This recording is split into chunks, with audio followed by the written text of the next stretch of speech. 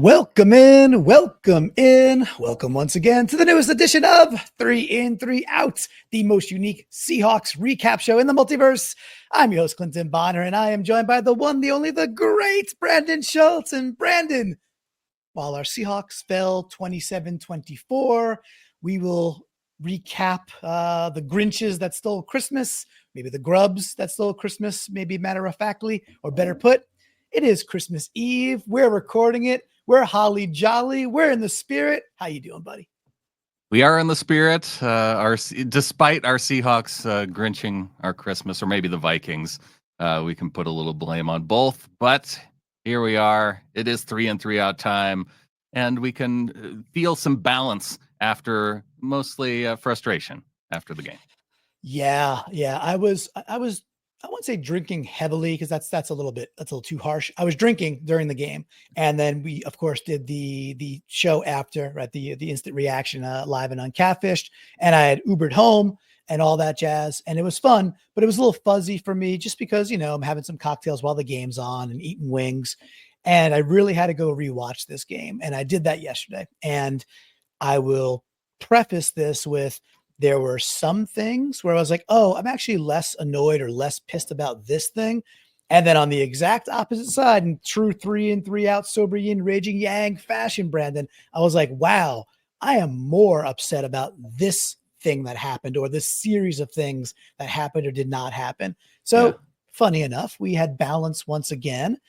Did you have a chance to revisit this game yet yourself? Yeah, I did, and in the same way, there's things that afterward I'm more or less, and that's one of the things about going back and watching it again, is that it confirms some of the things that maybe you were frustrated about the first time, and other things you look at in the perspective of the entire game, and you go, well, that's not as big of a deal.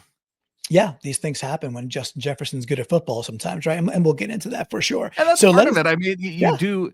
I think in the moment you give less credit to your opponent for the things that they've done in the game. Yeah. And you just tend to put it all on your individual players. And then so when you go back, I think you end up appreciating more the really good plays that the other team makes. Because you go, well, what was the team going to do to stop that? Well, and I know we're starting kind of play better. Right, correct. Well, or make the play at the end there. Starting at the end, and let's remind folks real quick too. Look, we are under 200 people, 200 subscribers to get to 5,000. So if you're watching this on Christmas Eve, Christmas, day after Christmas, when actually we'll be live once again for a what if live on Thursday morning for the Seahawks Bears game. You've got some content coming out, I believe, later this week too, Brandon, for sure. Maybe a little special teaser right there. With all that, we do want folks to go out to youtube.com/Seahawkers podcast. Do us the favor, give us the gift of a subscription. It is free. And if you're feeling, up to it, of course, you could join as a member right out on YouTube there, or head over to getintheflock.com and become a member. You'll get in the Discord. What does that start at, Brandon? $3 a month is the starting point. $3 a month and above. $3 a month and above, and you're in the Discord. We'll be looking at From the Flock section like we do every single week for 3 in, 3 out. And it's going to be a little bit different show this time. No video. So for those that were looking for video, hey, it's Christmas Eve. We're just putting this out there. We're going to talk about some unique plays and micro moments. Since you're starting at the end, and I'll pull this off screen for a second so we're bigger for people, and we'll put it back on later. Since you're starting at the end, there was I forget who it was, somebody, maybe like Le Spoon or somebody out on Twitter that's, a pretty popular Seahawks person that I follow, and they have good fun with it. And they were like, oh, it's a shame that we didn't show up in that last drive by the Vikings, the one where the Vikings take the lead and Jefferson scores a touchdown. And when I rewatched the game, I'm like, well, it's not really accurate. You have a face mask that Murphy, of course, is not intending to do on what would have been his signature play, his sack. You may have even thought it was okay because you watched the previous Rams game against the Vikings, and they twisted Darnold's helmet completely around in the end zone, and it wasn't called. So maybe Murphy just thought that's how you tackle Sam Darnold. I learned it from watching you. This is what we're getting at, right? So, but this one they catch, and then a couple of plays later, maybe a play later, you get Ernest Jones falling on a super slick surface, right? And that's probably interception if he's not going to the ground. And why? Because again, they had good pressure. So throughout that entire series, which was a short series, I understand that, Mhm. ending with a 39-yarder to Justin Jefferson, they got pressure on the touchdown play. They flush Darnold up and out, and he gets to step up in the pocket. And Jefferson beats two dudes. He beats Woolen, and Love is a little late getting over. And that's that. It should not have even been ball game. That we'll hold on to. But like you're talking about, sometimes when the best players in the other team execute, even if you're wearing a Santa cap, you tip the cap, right? Yeah, and I think that the final play was the one I kind of have the least of the issues with, even though it was a score, just because it was a really good throw. The most frustrating part about the drive one is the length of time that it takes them to score. Like Yes. after we had the lead with 4.5 minutes left to go, so Geno Smith had done the thing. He had completed the comeback in the fourth quarter with a little bit of time left, and now it's on the defense that had been playing so well Oh man, so through good. up if you cut off the first drive, which I understand, yeah, that was a touchdown. But just if you take that amount of time, you want a complete game out of your defense, but you got about 50 really solid minutes of defense, and the first 5 minutes, the last 5 minutes, not so great, especially when you include penalties, because gosh, that Byron Murphy penalty was such a killer. It was, but your point is correct. Like what really shined through on the rewatch was the bulk, the meat of that sandwich you're describing. Our defense is really good. Like Yeah, the bread was terrible. the bread was crusty, old, probably moldy. Should not have ingested it. Just peel that bread off, forget it ever existed. Unfortunately, we can't do that in the real life game of football, and we got to live with it, and it makes us sick. And that's where we're sitting a day or two removed now from what should have been a win. And that's the other piece too. There's and I'll put this back up on screen because this was interesting as well, Brandon. So we go out and we ask this question after the game saying, hey, pulse check, what do you want to do with Geno Smith, heading into next year? And I'm actually a little bit shocked that even though it's a smidgen more, I guess I shouldn't be shocked, but a smidgen more people vote 18% say trade him, replace him. You can't start next season with Geno Smith versus 17% saying, no, Geno Smith's a good quarterback, extend him. And then, of course, you got the vast majority dead smack in the middle, 65% saying, well, he's under contract. Just let him play his contract out and then see what happens. Should I be shocked that almost 1 out of 5 people are like, Geno Smith is no good at football and we can't win with him? I'd almost think that this number would be higher based on some of the commentary that I that I see just out in the Seahawks ether. So I'm not super surprised by this. This actually seems about right to me because at the point Geno is age wise, like extending Geno, for that to be about the same as the trade Geno replace him, that feels right. Letting Geno play out his contract, that gives you that's the one that makes the most sense, I think, because it buys you some time and it also recognizes the fact like who we don't have anybody on the roster that we think is going to outperform Geno at this point. Yeah. And by the way, my vote, I did not vote on this because I don't want to just whatever. It's like we're putting it out there, so I don't want to vote on it. But here, I'm firmly in the extend Geno camp, and there's also a potential silver lining that I posted in our Discord, which again I encourage people to get involved with because it's a lot of fun. We're always talking Seahawks, like 7 days a week. The silver lining for me, Brendan, might be, hey, when we were whatever we were this year, 5-3, whatever it was, Geno might be a $54 million quarterback with Trevor Lawrence, Tua. You have to pay up that kind of money. Well, if you try to go extend Geno this offseason and we don't make the playoffs and he just doesn't, he has the interception to touchdown ratio that he does have, maybe you could get Geno for $40 million. And I'm all in on that kind of deal whatsoever. Frankly, I'm all in on Geno, period. I see enough every single week that you could pay the guy the money and I'd be like, that's fine. He's a good quarterback.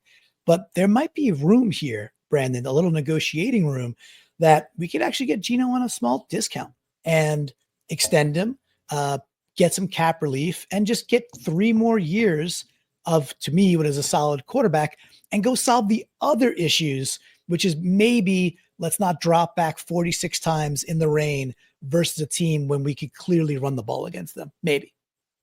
Yeah, it's a little bit, and I suppose that's the thing in the middle that you're counting on too. You're saying, well, let's see them then with maybe some improved offensive line. Let's see them maybe with a new offensive coordinator next season. There's some things that you can wait and see by kicking the can down the road and letting him play out his contract rather than extending him too. The converse side of that, as far as what amount you pay him this offseason, is what if you can wait another year and it still looks like you need a quarterback and you can still get him cheaper. So, because a year older Geno Smith is not going to be as attractive to other teams unless, I don't know, he goes to the playoffs and wins some playoff games. You're likely correct. Not more attractive, at least, right? So, oh boy.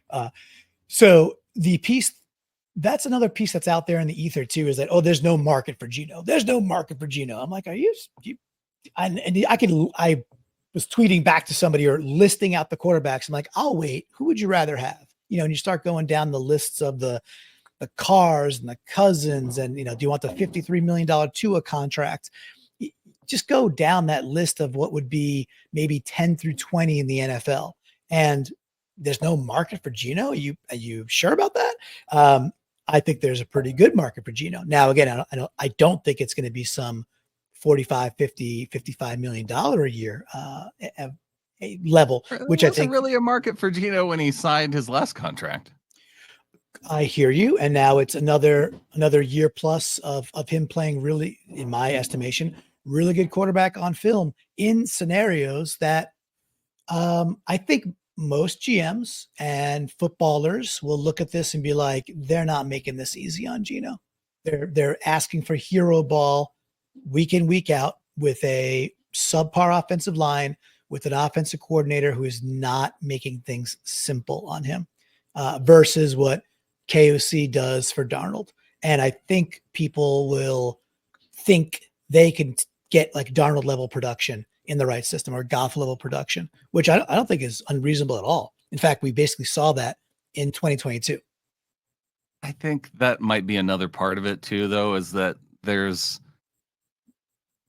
some people out there who believe that Sam Darnold could sign a Baker Mayfield style contract this offseason. Yeah.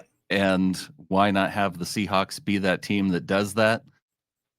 And I see a couple different pieces of that argument that don't make a ton of sense to me. One is, with the Vikings being in the situation that they are, if Sam Darnold was only looking for a Baker Mayfield style contract, why wouldn't the Vikings give it to him? And maybe the argument is, well, they think that they can get similar level performance out of another veteran quarterback that they just bring in, and then it's a function of the system, right? Well, they have McCarthy too, sitting there, right? In the They do have McCarthy there, and that could be part of it. It could be that Sam Darnold is a product of the system. Well, if he is a product of the system, then you want to bring him into this system, and you think that he's going to perform better than he did in Minnesota or better than Geno Smith in this system. I have my questions about that. 1,000% with you. To me, there's not much of a difference between Darnold, Geno, Goff, that like very solid B to B plus, and then dudes who could absolutely rip it for an entire game and be an A plus player. And look, there's the God tier of like Allen, and then Mahomes just does what he does, year in, year out. Okay, we're not talking about God tier. We get that. That's fine. Like Josh Allen's. We all want that. Yes, of we course. all want that quarterback. Yeah, we all want to. And you know what? At this year for the Seahawks, you want to go use a first rounder on a quarterback while you extend Geno, and you treat the new quarterback, I would say, kindly, and give him time to develop and not be like a Jets franchise, right? And just burn through what are good quarterbacks later in their career. Cool. I could get behind that this year, while I'm like, I would really like an offensive guard, but then go address that some other way. That's just, you can't have it all, right? So I could totally get behind that. I just don't think if you take Darnold or Goff and put them in the current Seahawks system, this team, they're going to get very Geno-like production, maybe worse, because I think Geno's still a better processor of what's in front of him. And you're going to get a high for the level most part.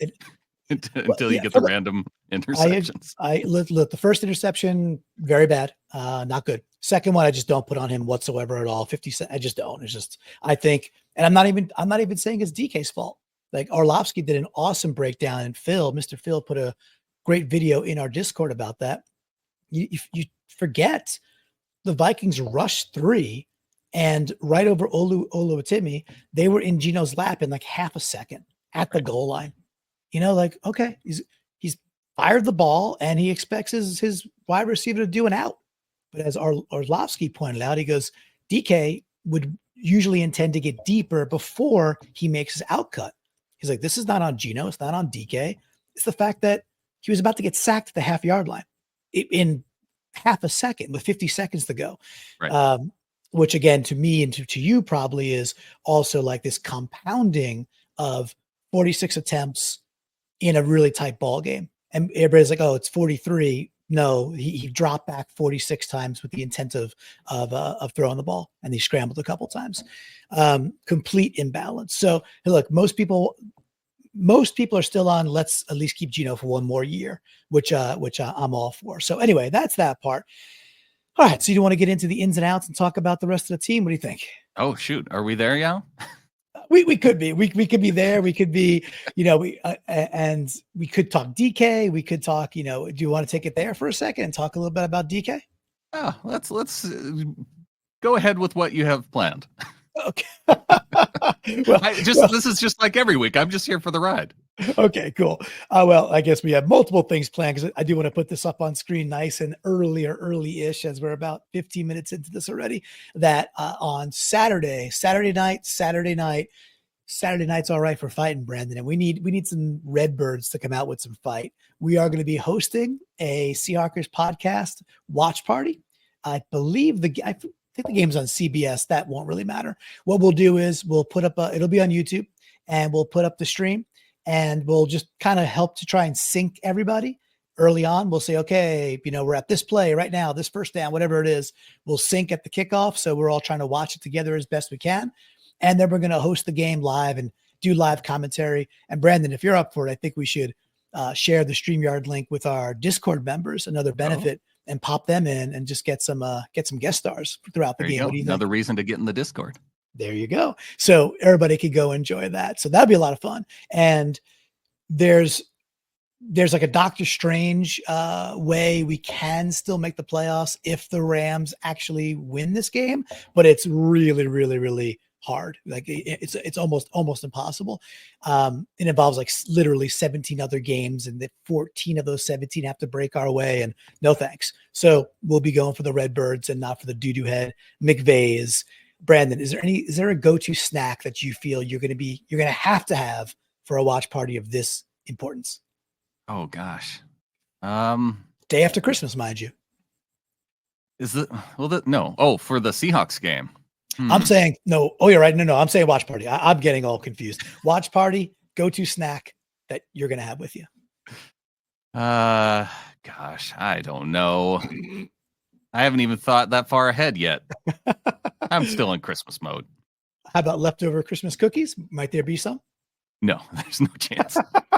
They won't make it to Saturday. Hopefully we do. Maybe some leftover cheese and crackers, those Costco cheese trays, and then there'll still be some of those crackers left. Like that's probably where we're at come Saturday. Okay, awesome. All right. Well, let me go back to the full screen here, since it's going to be a bit of a different 3 in 3 out this time. We don't have other slides. We're not going to look at video, but we'll talk through some of these moments with timestamps like we normally would. So Brandon, I'll start here with, we have to start with an out. Rules are rules, facts are the facts. And we did not win this football game. So I'll start this here, and there's more than 6. So maybe we'll go more rapid fire than normal, especially without the video. Q1, 4th and 3. It's 0-0 ball game. Vikings got the ball at the 41-yard line. When we look at Kevin O'Connell's ability to get things open and get things easy for Darnold and team, 12-15 to go. They get this rub route where Jalen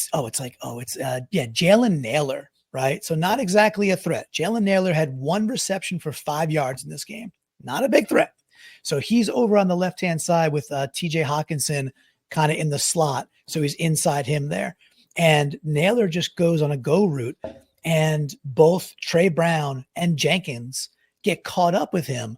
And they leave Hawkinson wide open. It's like, well, dudes, I think we're playing man. It looks like we're playing man. Right. You both can't carry the dude who gets 1 target a game, leave the tight end wide open. What gives there? To me, stood out early. Obviously, an early 4th and 3, they score on this drive, Brandon. That was frustrating early, yeah?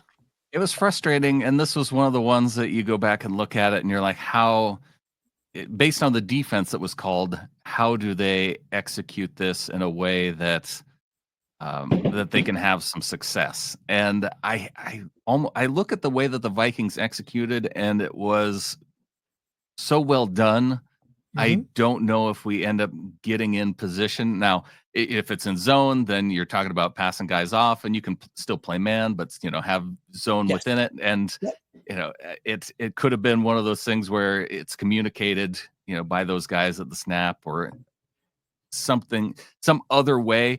The converse side of this is we tried a rub route very similar later in the game, and they weaved around our rub route so well and covered it up.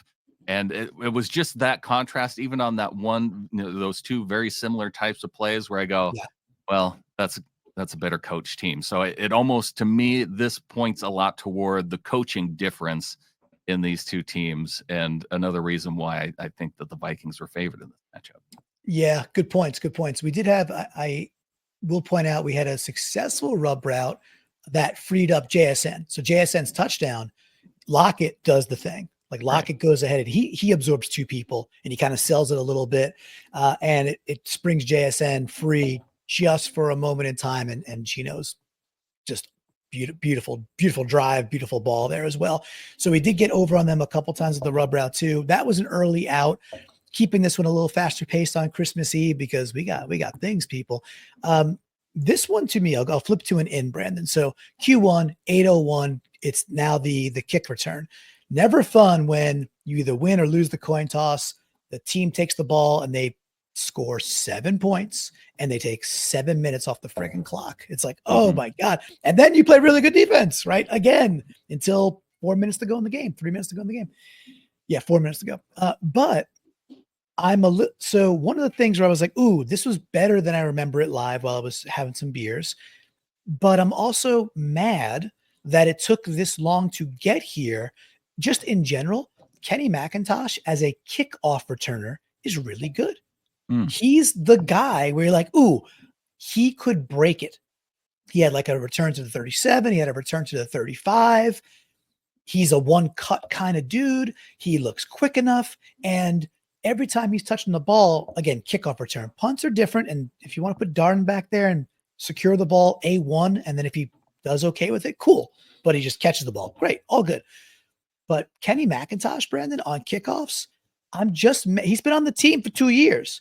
Why are we seeing this in what is week 16, game 15? He's been there all year. We've had struggles all year. I'm happy he's good at it, but I'm pissed that we spent a lot of time to get here. Yeah. Why has it taken this long to turn an in to an out? Why are you taking so long to get to Kenny McIntosh when he's been on this team? And there's obviously the options ahead of him haven't been all that great. Very strange, but here we are. And the fortunate part is that, we still have some time with this guy. We do. That's true. And we don't have to extend him or do anything. We just have extra time with Kenny McIntosh. And he also ran the ball when he had his chances, which were minimal, which I'm sure we'll talk about a bit. But he looked good. He looks like a pretty good back. And as we enter a very short week with K9, looking like he might be dinged up again. Now it's already Tuesday. We're playing Thursday. They're staying home for Christmas. Like, we don't know what this is going to look like. What I could say is we're probably going to get a pretty healthy dosage of McIntosh in this Bears game with Charbonnet. It was pretty evident that Mike Macdonald answered on the was it Brock and Salk? Is that right? Is that how you say their names, right? The Brock and Salk Mike Macdonald show. They did ask about Sharps, and he's like, "Yeah, it's fair to say he was limited." And okay, and then if Canine's dinged again, and the game actually doesn't really matter, I do want to win. I want to put that kind of psychological pressure on that Rams team, and also show the Cardinals, hey, we're not giving up. So, go play, go really fight for this and have some pride. I'm sure they will.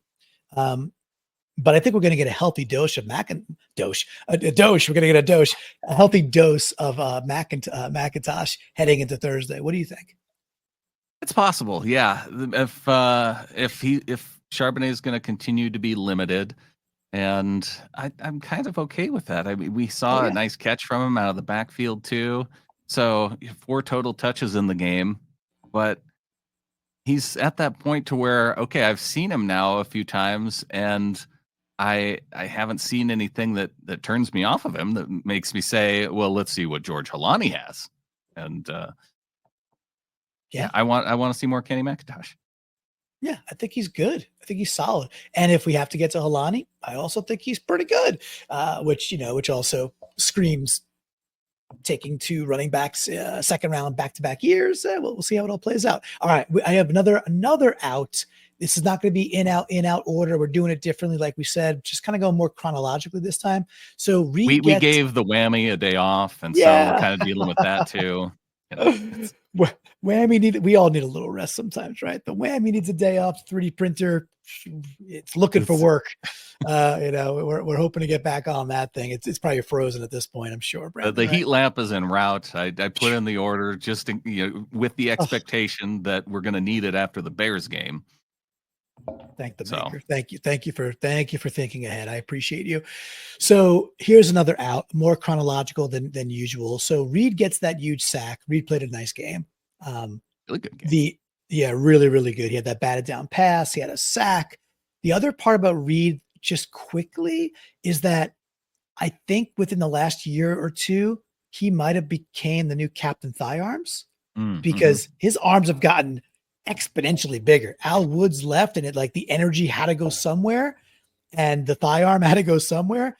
I'm pretty sure he's the new Captain Thigh Arms, and I'm excited about that, Brandon. So maybe a little. Do you agree? Have you seen a picture of that guy lately? I have not. I'm sure I've seen a picture. I don't think I have done the arm study that you may have. I did. It was crack analysis. I got some guys at the Hobbit looking at it for me, and boy, oh boy, he's got a thigh arm going now, and that's my kind of guy. So Reed gets that huge sack. They need to punt. It's a 7-7 ball game. There in the first half or first 3 quarters, there was not a special teams punt where we didn't have a penalty. So this is the one where Job gets the block in the back, the personal foul. This would have been, so it's just like these little deltas that are like, come on, guys. This would have been our ball at about Seattle 40. And instead it's moved back to the 12-yard line. And Job hits him clearly in the back. It's not like a terrible, it's just like all you got to do is do the thing where you get in the way. Just do this thing and get in the way of the player. He's not going to be able to move through you as a matter of fact. He can't go through you, and you would still do the job, but he hits him in the back softly, but he does the thing. The thing you can't do. The guy's facing the other way. A clear flag to me is just like sloppiness in special teams where, dude, the 12-yard line versus the 40-yard line versus a team that is winning all these one-score games.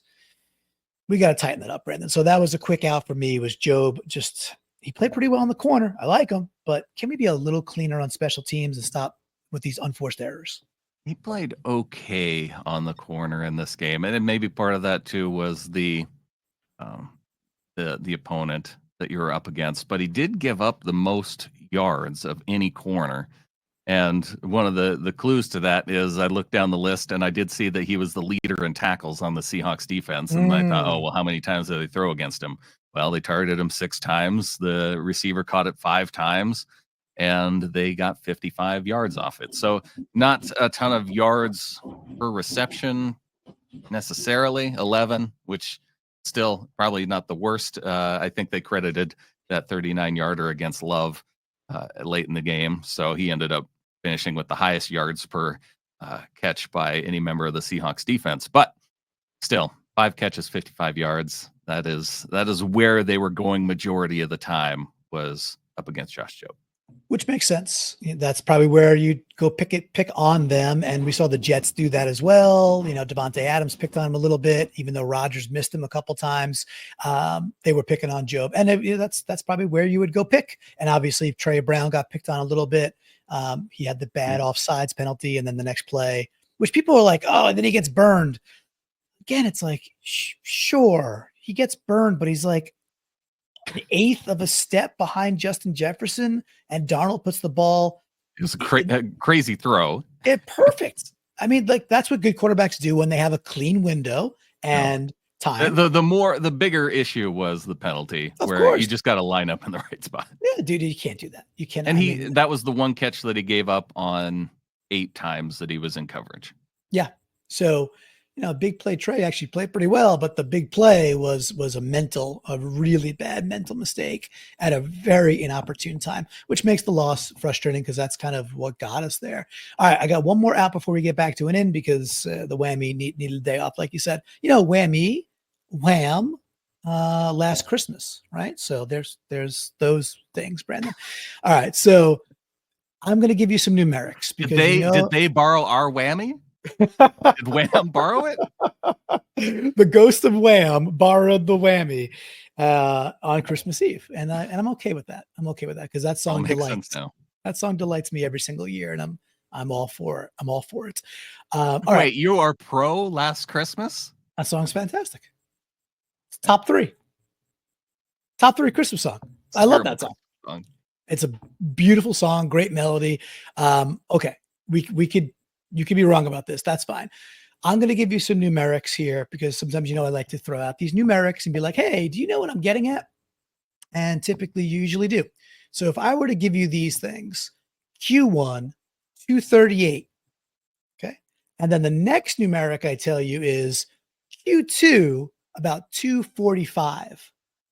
Okay. What's missing in between those two timestamps, Brandon? I would say Seahawks running back runs. The only answer on the board. Ding, ding, ding, ding, ding. You hit it. That's all 100 points in the Family Feud. We did do a JSN, jet sweep in between that time. The play at Q1. That's why I said Seahawks running back runs. That's why I gave you full credit. So, you knew the assignment. So Q1, 238, Geno's under center. It's a 1st and 10.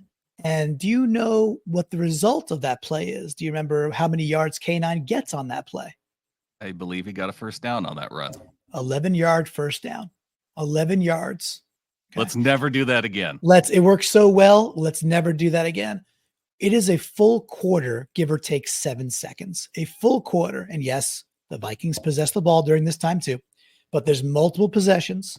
A full quarter before we have a running back run the football. Yeah. I'm fireable. Now, they did score a touchdown on that drive. I understand.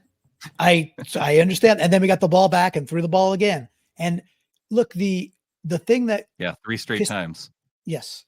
The thing that pissed me off less in the game was we talked about in What If that I was like, hey, the way the Vikings blitz and what I've seen other teams do is there is underneath stuff available for the taking, just like we did versus the Cardinals, like we did not do versus the Packers. But this was the underneath check down game. Check down to Sharps, check down to McIntosh, check down to K9, check down to Noah, check down to Farrow, check down to JSN.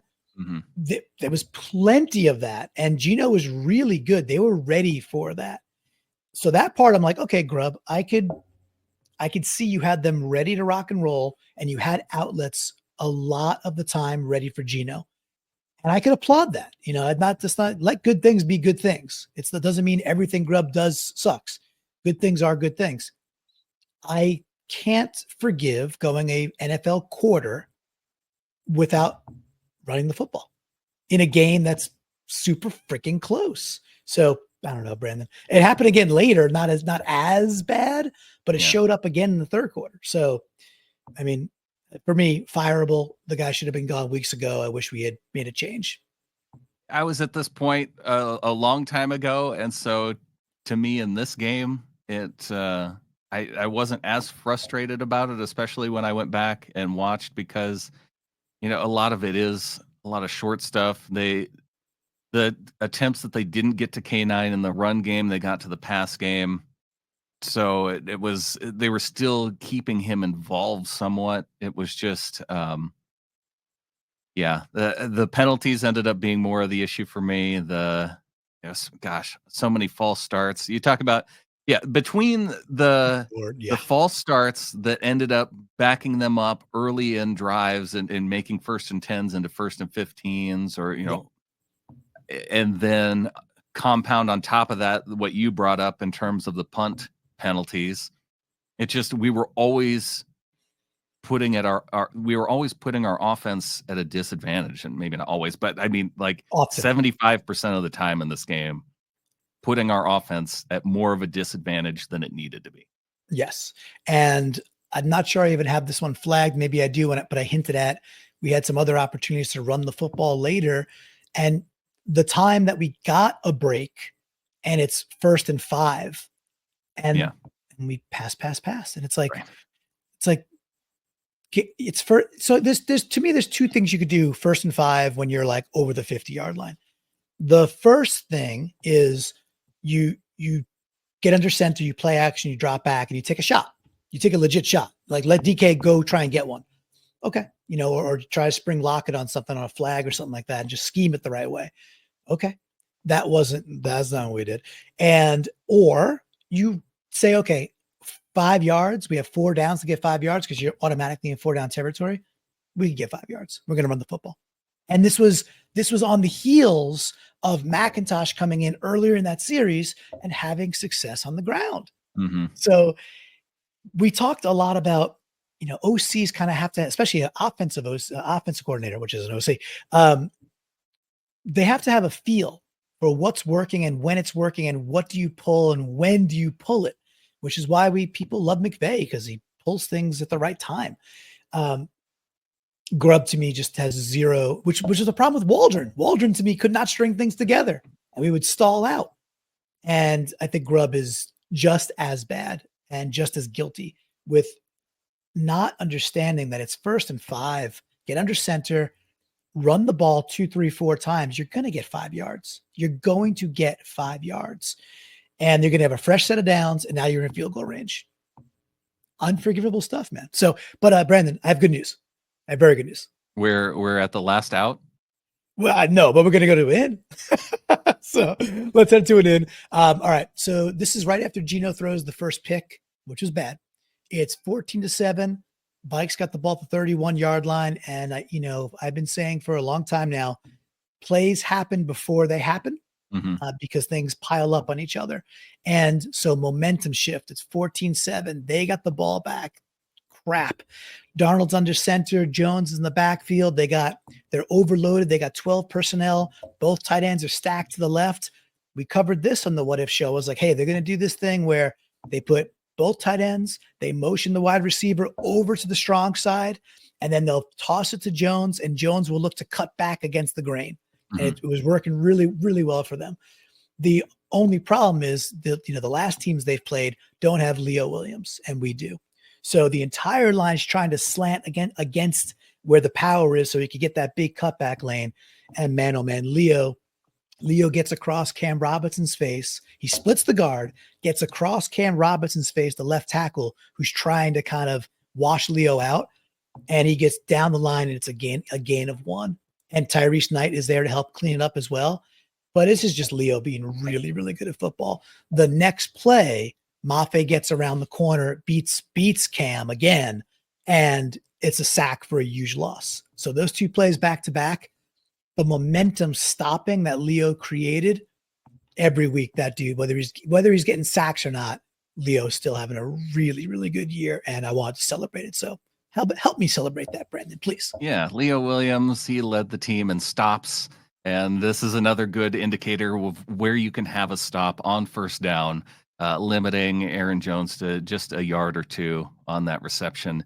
And it was because of Leo. He had 3 other plays, and those really are. And the reason why we keep track of those is because of this reason. Yeah. If you limit a team to under 4 yards on a 1st and 10 play, it sets your defense up then for second down. And then again, if you can limit them to just 2 yards or less, then now your defense is in a favorable situation on 3rd down, and you tend to get more stops than you don't, or more punts that way. And here Leo Williams was on 1st down and making it happen for our Seahawks. It was just a lovely play, and he And deserves not a game where Leo broke out and was like the dominant force that we've seen him in taking over games, but still a solid game by Leo. To me, very solid game. And to keep Aaron Jones bottled up, 18 attempts, what do you have, 67 yards? He was under 80, right? Mm-hmm. So I think that's accurate. So he had a huge part to play in making sure that Jones could not get going, which kept the Vikings a bit more, not even one-dimensional, because doesn't really matter to them. It's okay if they're getting three yards of carry, so be it. They still do it so they can open things up and take their shots for explosives and yada yada yada. With that though, Leo was a big reason that they were able to contain the Vikings run game, which can be legitimate at times. So that was really good. I'm going to bundle these two, a little bundle save for us here, Brandon, with 2 ins, one for Spoon, one for Kobe Bryant, just to kind of move this along a little bit. The in for Spoon is Q2, 149 to go. This is 11 personnel, and Darnold finds Jones in the flat, and you see just Spoon fly. He notices this so quickly. His instincts are so right on, flies in and just smacks Jones, blows up the play, and it's actually an incomplete pass. I was wishing it would be like a 2-yard loss, but he doesn't hold on to the ball. And as I said, I'd bundle it. Q3, 220. There's another handoff to Jones under center, and Kobe Bryant flies in from the safety position and meets Jones right in the hole. 2 beautifully instinctive plays that were just bundling into one nice out. Hey, those are young, talented dudes back in our DBs who seek out contact and deserve a lot of kudos. Both played well in my estimation again. Yeah, I think on the day, Kobe, no missed tackles on the day for Kobe, no missed tackles for Devin. Kobe had that was one stop of his that you mentioned on Aaron Jones. Devin only had the one, so that must be the one that you're speaking of. And it's well, it's not a tackle for him because it was an incomplete pass. Oh, it was incomplete pass. Okay, so he's the reason of it. Yeah. So he had another stop on the day, 3 stops between those 2 guys. Yeah, and they're fun to watch, and we see it almost every week from Spoon. And not that. Oh, that was the one where he got his helmet just right on the football, yes. as Jones was catching it, right? Yeah, exactly. And they showed some nice replays of that too. It was great. And then the Kobe one, it's even a little bit more impressive because he has to fight through the traffic, and he's meeting Jones like in the A gap essentially. It's super well done. And you just don't get to see Bryant make plays like that often. But he was basically just a Earl Thomas style missile coming all the way from safety. That was really cool. All right, I'll stick it on the good side, Brandon, because we need a little traction here. Oh, so 3 ends in a row. Here we go. Now we're talking. Another in, right? And then it's a Christmas miracle. It's. I wanted to just highlight 3 things, and plus we already mentioned on the drive that made it 17-14, right? So we get the ball back. It's towards the end of the half. And for me, the echo and the mob justice pitchforks of DK's got to go. I don't know. to me, it's a strange game to come away with DK's got to go when he bodies Gilmore for a touchdown, kind of being like a little older school DK going up, 20-something yard touchdown, beautifully done, and just using his big ass body and speed to get separation. But the drive that makes it 17-14, he's the catalyst. He catches the first one over the middle. He takes a huge hit. It's another dime. That entire drive is just dimes by Geno. And then the second down, or the next play in that drive, it's another DK like 8 yards over the middle. So he gets at the first, I don't know, 30 yards of that drive essentially, or 25 yards of that drive. And without DK, we don't probably tie that game up. So that was quickly a one there. The other piece of that drive I really loved was K9 did a very good job in his blocking assignments. It was a quick drive. They were blitzing a lot. His pickups are precise. And it was kind of just nice to see, oh, K9 can play the 2-minute drill, because that's usually Sharp's territory or somebody not named K9, DJ Right. Dallas for some reason. So that was really nice to see. Is like, okay, K9 did the thing over and over and over again. Last thing I want to say is, you got to take your interceptions with your absolute dimes from Geno. He had that throw down the middle to JSN where JSN makes the really tough catch on this one also. And then the touchdown to JSN a couple plays later. I think he was 5 for 5 on this drive. Absolute, just every one of them, an absolute P and a dime. And when you throw the ball or intend to throw the ball 46 times, you're going to have some interceptions. You don't want them, but they're going to come with Geno Smith. But those are my 3-pack there, Brandon, that like, I don't want to throw DK out with the bathwater is probably the biggest takeaway for me. Take it wherever you want, bud. I thought this was an in, but maybe I would. Okay. It's well, I mean, people want to bring DK and burn him at the stake. I know. Well, I thought we were celebrating DK, but now it sounds like we're trying to make a case for him staying on the team, which seems more outworthy to me. Oh, I got you. Well, I just think he should be on this team. I'm still yeah. very pro DK. Figure it out. There's money to go around. And I think that's a guy I think you could have your cake and eat it too with is my estimation. You can still go get good guards and have DK Metcalf.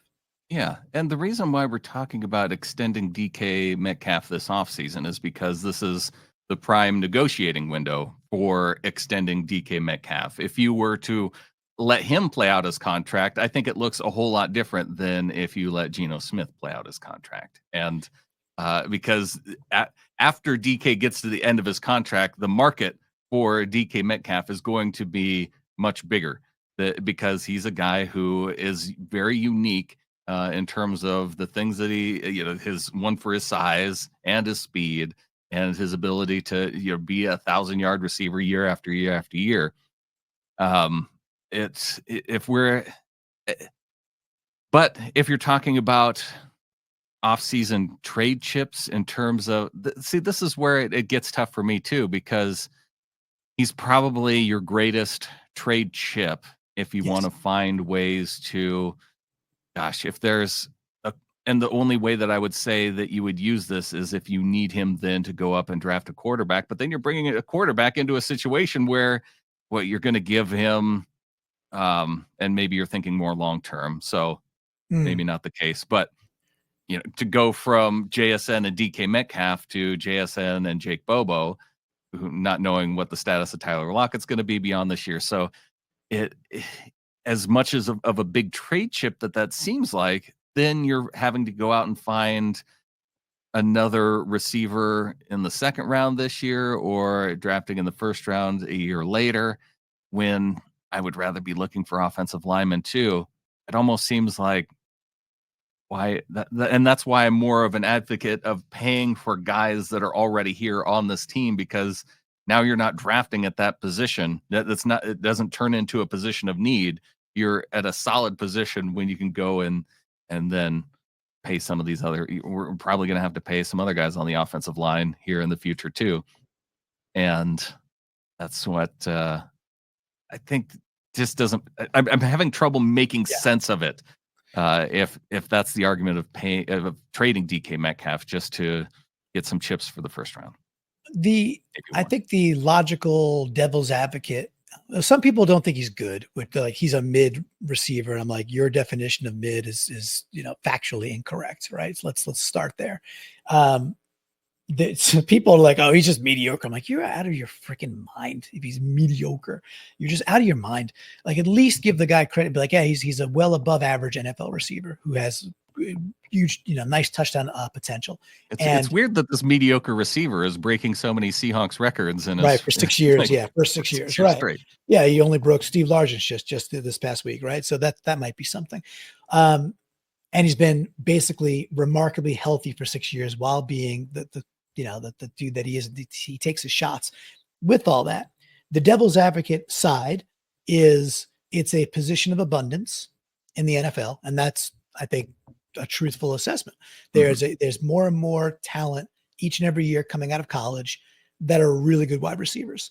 And you don't got to look too far. It also used to be you draft a wide receiver and they were not impactful for the first 2 to 3 seasons as a wide receiver. That was kind of like 10 years ago, 15 years ago. That was just how it was. Oh, it takes wide receivers this time. Not like a running back, just give him the ball. Go hit the crease, kid. That's just not the case at all, right? I mean, so you look at Brian Thomas, you look at JSN, look at Garrett Wilson, you just go up and down. Jamar Chase's first year, Justin Jefferson's first year, going back a couple more years. Amon-Ra, yeah. Amon-Ra. It's just not the case. And so there is an abundance of wide receiver talent coming out of college every single year. So that is a legit thing to talk about. And do you want to put $30+ million into a wide receiver when you have other challenges? Maybe so, maybe not.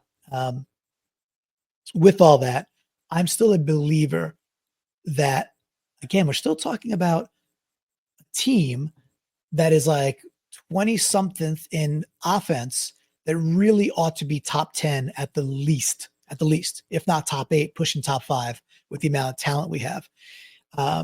Which again, to me, is like, this team is poorly schemed up. So what if DK had the Kevin O'Connells of the world, or Kevin O'Connell's right-hand guy, and all of a sudden really understood how to get to scheme him open too?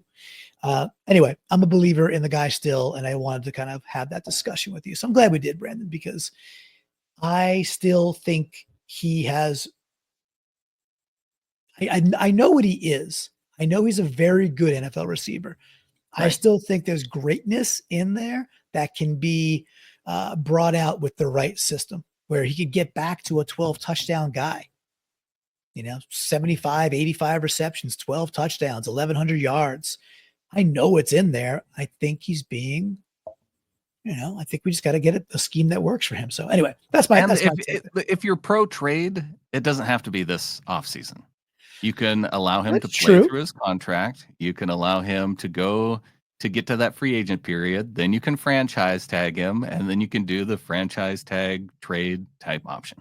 That's a really good point, right? People think you're lessening your chip at that point. And the other piece too is he's due $31 million next year. And there were people willing to trade for Brandon Ayuk this past offseason. I mean, exactly. You can't tell me the DK Metcalf. Well, that's the other part too. On the devil's advocate side, like there's only 31 other teams, right? Or like, meaning there's 31 other teams. One of them might say, hey, we'll give you a first. We'll give you a first and a fourth for DK. Yeah, I think you'd have to seriously look at that pretty hard. But again, we're not there yet. We still got our Cardinals watch party. So we got that to hope for. And hopefully week 18 matters. Brandon, how sweet would this be? Week 18 matters and DK's catching the winning touchdown to get us the NFC West crown. I kind of feel like that might be the gift that keeps on giving. What do you think? I want to sign up for this newsletter that you offer. I'd like to subscribe. All right. There are, I have to talk about this one last out, then we'll get to From the Flock. We could bundle and Sabe this one too. So Q4, 15 minutes. This is the first play of quarter 4. We're driving. Seahawks have the ball. We're at our own 46-yard line. It's 3rd and 1. We end up doing a play action that fools absolutely nobody. It's a near interception. And then we have to rely on a Harbaugh to run basically a fullback plunge with Julian Love as a fake punt to convert this. Again, It's 3rd and 1 at midfield. What are we doing? Run the football. And we don't. And then I said, we'll bundle it. The other piece that it really irked me was that because the Vikings scored so quickly, we do get the ball back with 3+ minutes to go. And we get the ball at the 37-yard line because of a good return. And at that point, I know we get a couple of nice plays before we stall out. We never ran the ball after that drive. We didn't run it, not once. We had like 2 plays that got us into pretty good. We got to Minnesota's 37. Sorry, I misspoke there. We ran 2 plays, got to Minnesota's 37. I think it was a pass to Fant and a pass to McIntosh, I want to say, down the left-hand side. And he goes out of bounds at Minnesota's 37. There's 3 minutes to go. You have first down. A field goal ties it. In your brain, you should be bleeding the clock and then getting a couple of shots with 30 seconds or less at the end zone. Like that's Goldilocks, right? 3 or 4 shots at the end zone, 30 seconds or less. They have no, and if you don't get it, you have to kick a field goal on 4th down. So be it. We get to the 37-yard line. We do not ever run the football, and we systematically go backwards and have to attempt a 60-yarder. Brandon, I'm going to rest my case there and say the dude's got to go. That's the wildest stretch right there, because that's exactly the situation that inside 4 minutes, for one, that's the best start that you can hope for, is 2 straight passes and you're across midfield. Because now the 4-minute offense, that is then when you can get into that mode of, now I suppose the Vikings, they had a couple timeouts in that. They still had 3 of their timeouts. So okay. Let them burn them. You know, that is what you're hoping for, because gosh, after the sack, it gets down to 3 minutes.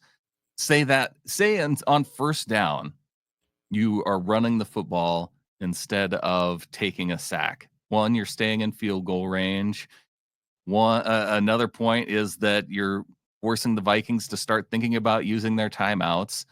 And if you get to that point on the field, and I guess the counter argument to that a little bit is that you don't have K9 in there at that point. You have a limited Zach Charbonnet. And I got it, but I don't care. Like, I'm I understand that counterpoint. The drive before when we got the ball with 8 minutes to go and score with 4 minutes to go, we ran it mixed in with Geno being good, were successful runs to Kenny McIntosh. The K9 was still in the drive before. Okay, well, okay, fine. But yes, but Kenny McIntosh did have 2 good runs. You're right. And he's a fine NFL running back, right? So like he can do the thing where you put the ball in his gut and you say, go north, young man. And it worked. The drive before was a successful touchdown drive where we ran the ball and threw the ball successfully all the way down. And to be in the position with 3 minutes to go where you could bleed clock or make them spend their timeouts, both are valuable. And I'm not saying turtle up. I'm not saying get to 3rd and 8 and run the ball again and then settle for a 49-yard field goal. Not what I'm saying. You know, assuming you'll get 5 yards on 3rd and 8 when they expect a pass. But you've got to tote the rock a little bit. And it was working. You could see the drive before. The Vikings were getting tired. They were getting winded. We were getting pushed downfield and breaking things open. My word, Pete Carroll, Macdonald's got to wear some of this blame, because I know it's Grubb, but he's got to pull Grubb by the freaking ear and say, dude, run. I'm not going to curse.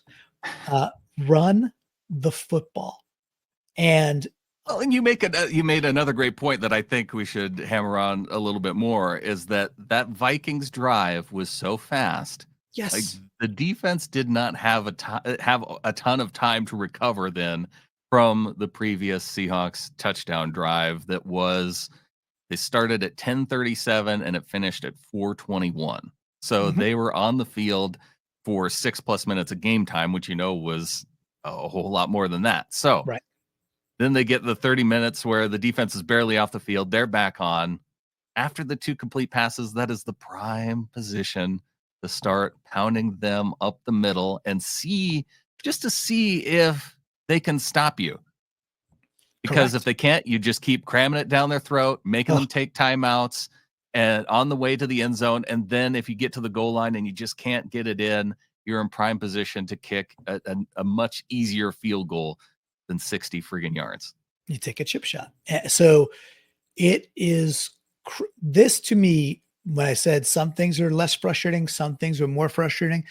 And I got towards the end of this game, and what rekindled for me was that the success of that drive from 10 minutes to 4 minutes. Mm-hmm. And I was like, ooh, that's balanced Seahawks football at home, wearing a team down. This is freaking Rocky Balboa chopping down Ivan Drago with just body blow, body blow, body blow. And you could see them wearing down. You could see a 12-win team cut and on the ropes. And what the last thing you do is you let a team like that off the ropes. And it's exactly what Grubb decided to do. And I just can't imagine what that clubhouse feels like right now. Because if I feel it and you feel it, and, you know, people that are just watch the game for entertainment and fun, you know, there must be such like just emotion pulsing through Macdonald, being like, just give me the freaking playbook. Give me the freaking playbook. I hope it's not too little too late, Brandon. I know we're a better team than the Rams. And we just showed that not only can we hang with Minnesota, a 13-win team, we should have won the game. We should have won. So I'm not a huge believer in any of these NFC teams. I'm going to keep holding out hope. Detroit still banged up. Eagles, okay. That locker room's a prick away from blowing up. It seems every single week. It seems like they all hate Sirianni. Green Bay's good. Green Bay's good. But I don't know, Brandon. I'm going to keep holding out hope, and I think our watch party could be the thing that raises the hawk on Saturday and gets us that shot on week 18. Looking forward to it. Let's get to From the Flock. All right, let's get to From the Flock. Let's do this. This is always a lot of fun. All right, let's do rapid fire. So we're going to go with, I'll start it off with Design Pete's Beach House. She starts out with 19 games without an opening drive, opening drive touchdown. There were opening drives. 19 games for our Seahawks without an opening drive touchdown. She gives credit to Jane Alaska in the Discord for pointing that out. That's a lot of games, Brandon. That's over a year. You know, when your head coach emphasizes starting fast and you go 19 games, that takes you back then before he was our head coach. Yeah, we are not doing that. And that, again, goes to game script. How well can you script your opening drive? We saw how well they could do it on the Vikings side, how well it has not worked out on our side. Yes. Right hand Dan. Hi, I'm Geno Smith, and I throw a sexy deep ball. Nice, sexy deep ball from Geno Smith to DK Metcalf. Yeah, when we're outside the 20, we have no problem scoring touchdowns, it seems like, to JSN or to DK. And credit we're due for Barner, because that was a nice catch later on. Okay, we got Car, who's great. She says, in Laumea holding his own on that DK touchdown. She got a lot of love for that one. Yeah, well, Laumea was a problem the game before. Look, when you don't notice guards, then they probably did a pretty good job. So really nice to see a young 6-rounder have a bit of a bounce back. He had a good start. Not necessarily a good finish. He ended the day with 7 pressures, which was almost twice as many as anybody else on the team. Well, like I said, well, let's keep it as an in for Car's sake and the Hawker's sake. I love it. I like flipping ins to out sometimes, especially when we're in From the Flock. Not so much we're in the regular format, but I hear here we go. There is Free feeling good. That's Mr. Phil. Trey Brown double out, terrible offside, then gets toasted on replay of 3rd down. Out. Yeah, got toasted by Justin Jefferson. Yep. And again, I stated my case earlier. I think toasted is, look, yes, he gave up the touchdown. I think toast is a little harsh with this, in the sense that beautiful ball, he has a half step on him and game over. It's Justin Jefferson. That Yep. game over, meaning nice play. Josh DeHuman in our O-line holding their own this first half to give Geno time to pass. The protection was pretty good overall. Again, versus what we saw against the Packers, market improvement versus a team that was known to bring more heat than the Packers did, and it resulted in, I think, only 3 sacks versus the Packers when they had 7. So that's progress. Yep. And 22 pressures on the day. It didn't feel like it was necessarily that many, just because I think Geno handled the pressure really well. And I mean, 22 pressures on 48 dropbacks. Some of those pressures may have come from multiple positions on any particular snap. It felt like Geno had more time against the Vikings than against the Packers. Agree. All right. We got Carr in hanging there with Vikings is incredibly impressive. And AK Snowhawk with the end. Harbaugh dropping his hard balls on the table for the fake punt. Love that from AK Snowhawk. The part I don't love is that it took a Harbaugh for us to run the friggin' ball. It's like, well, what are we doing? You know what? Make that Harbaugh, the ginger Harbaugh with the big beard. What's his first name? What's his name? It's not Jim. It's not John. Jay Harbaugh. Okay, Jay. Okay, perfect. Homer J. Harbaugh. Make him friggin' OC for the week. I don't care. At least he'll run the ball. All right. I like to touch my Bobo, which I love every single time. In the deception of Ryan Grubb by not running the ball for 14 and a half games, just to say, hold my beer in a fake punt. Love that from Michael Paul. Michael, I see what you're getting at. That's very funny, but don't forget, those are the Harbaughs making that decision from Harbaugh and not Grubb. At least we have one coordinator that can listen to his boss, was Amy's point in the Discord as well. So love it. Carr, Lockett rolling to the first down, getting the in. A nice awareness play by Tyler Lockett. Yeah, sure. I'd like him to, whatever. Just go get the first down first, then not take a hit, but whatever. But still, hey, he still did it. He converted it. He got it. So hey, when your boss gives you an assignment to do you want to be micromanaged and told exactly how to get it done? No. I want to look at outcomes, and that's it. Or I want to be judged on my outcomes and my deliverables. He got the first down. So, and Carr delivered us that nice in. So we're good. 12th man record saying in Jalen Darden for being a competent return man. He was for the most part. He also caught a ball around the 2-yard line and should not have, right? Gave up yards there because I think that ball most likely careens into the end zone. He got back to the 12. However, from a couple of weeks ago to now, Brandon, Darden's been securing the ball. And then when he has a little bit of daylight, he seems to be making the most of it. So I will allow the in from 12th man records. We got the in from Spring Mix. Return of the Mac, Kenny McIntosh having a really solid game. Out, oh goody, 3rd and 17, and we run a gun play action. I wonder why it didn't work. So there's the gun play action. And there's one thing, too, I know that Matty Brown and the Seahawks Overlord guys have been charting out some of the times where we do run play action with the Seahawks offense.